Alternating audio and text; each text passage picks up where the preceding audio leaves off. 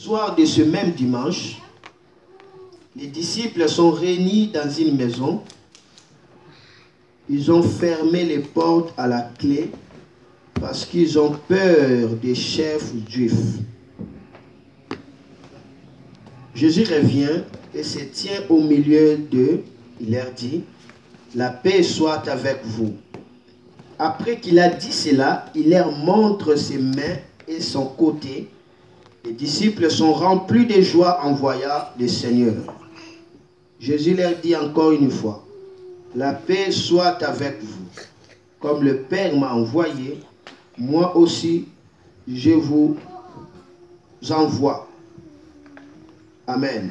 On peut se limiter là. On acclame le Seigneur. Veuillez vous asseoir. Merci.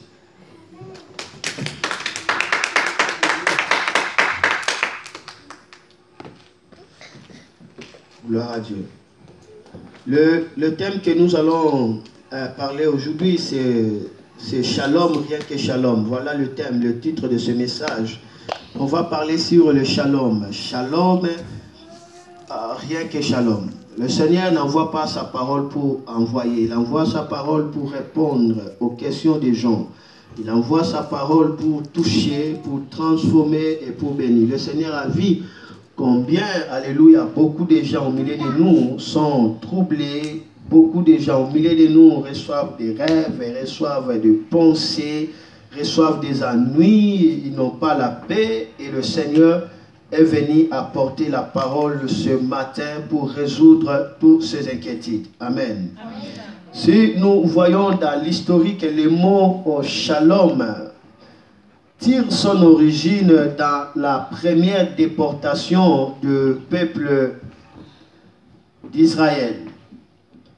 La déportation, c'est quoi? La déportation, c'est lorsque une nation est venue prendre les habitants de ce pays-là pour la mener dans leur pays et les en faire des esclaves.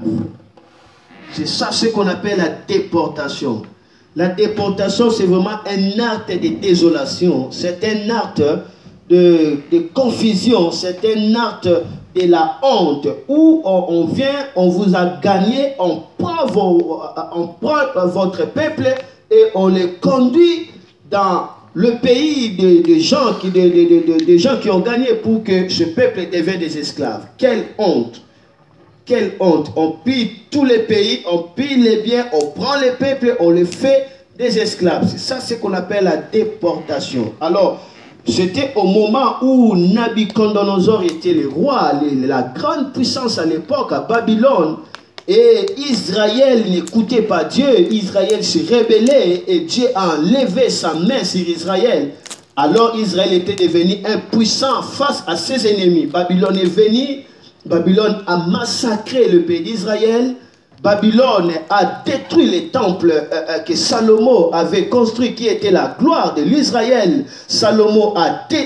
Babylone a détruit ça et Babylone a pris le peuple en otage pour les amener dans son pays, afin qu'ils soient des esclaves.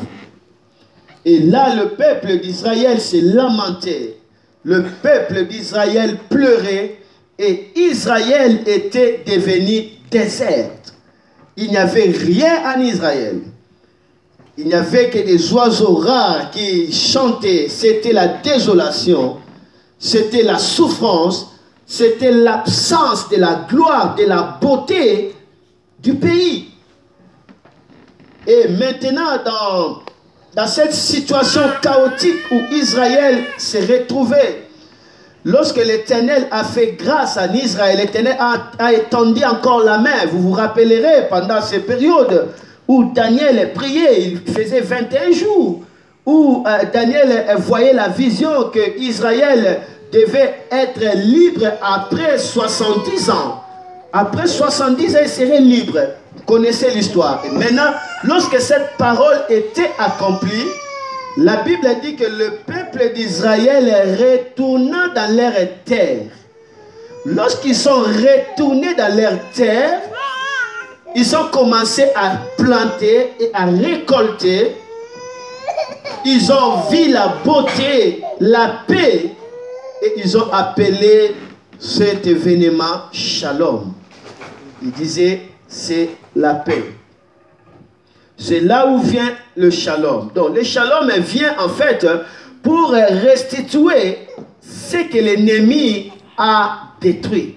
Shalom vient pour changer le désert à un Éden de gloire. Shalom vient pour remplacer le deuil à une période de fête. Shalom vient pour consoler le cœur brisé. Ils ont appelé cela Shalom, c'est-à-dire la paix avec le Créateur, la communion avec le Créateur. Et à partir de cette action-là, ils ont commencé maintenant à se saluer par cette expression Shalom, Shalom. C'est pourquoi on va voir les Israélites et les Juifs, ils se saluent en disant Shalom, Shalom pour marquer la différence entre le peuple d'Israël avec le peuple païen. Donc, par la salutation de Shalom, il y a la différence. Donc, on va voir que la différence entre les enfants de Dieu et d'autres peuples, c'est par rapport au Shalom.